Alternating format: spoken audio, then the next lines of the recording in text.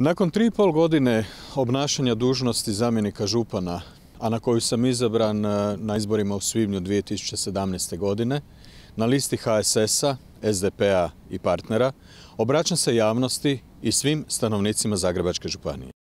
Zagrebačka županija, taj zeleni prsten oko glavnog grada Republike Hrvatske, privlačan je prostor za život i nudi brojne mogućnosti. Iako je većina stanovništva usmjerena i obraća se za svoje svakodnevne probleme svojim gradovima i općinama u kojima žive, upravo je županija ta koja u svojim ovlastima ima važnu polugu za kvalitetan život svojih stanovnika. To su domovi zdravlja, osnovnoškolsko obrazovanje u općinama i malim gradovima, srednjoškolsko obrazovanje, međugradski prijevoz, županijske ceste, kvalitetno i dugoročno zbrinjavanje otpada, zaštita prirode i okoliša itd.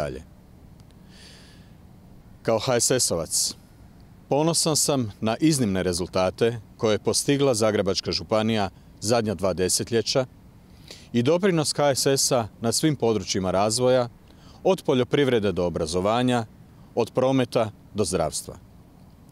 Nažalost, zadnje 2 godine Zagrebačka županija s trenutnim županom Kožićem, koji je izdao birače i HSS, te predao županiju Barišićevom, Čičkovom i Mastenovom HDZ-u, ne vodi našu županiju u dobrom smjeru.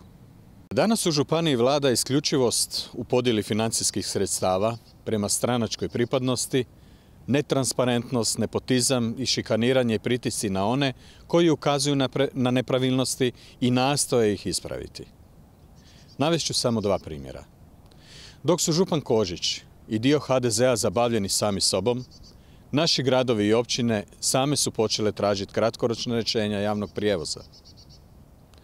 Već duže vrijeme od mene se kriju informacije i otežan mi je rad. Trenutni župan Kožić ide tako daleko da svim silama želi prikriti rad dijela županijskih službi. U tome je otišao tako daleko da je čak tužio povjerenika za informiranje Republike Hrvatske kako bi spriječio da mi se dostavi nalaz revizije javne ustanove Zeleni prsten.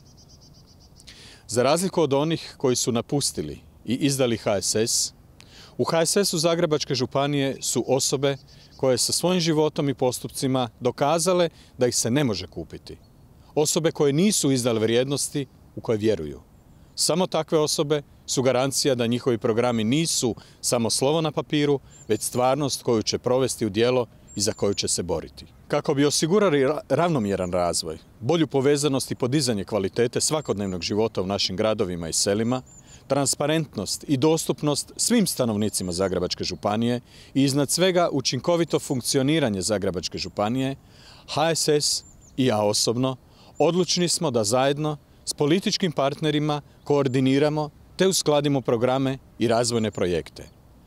Zajednički interes i cilj za dobrobit stanovnika Zagrebačke županije nam je na prvom mjestu.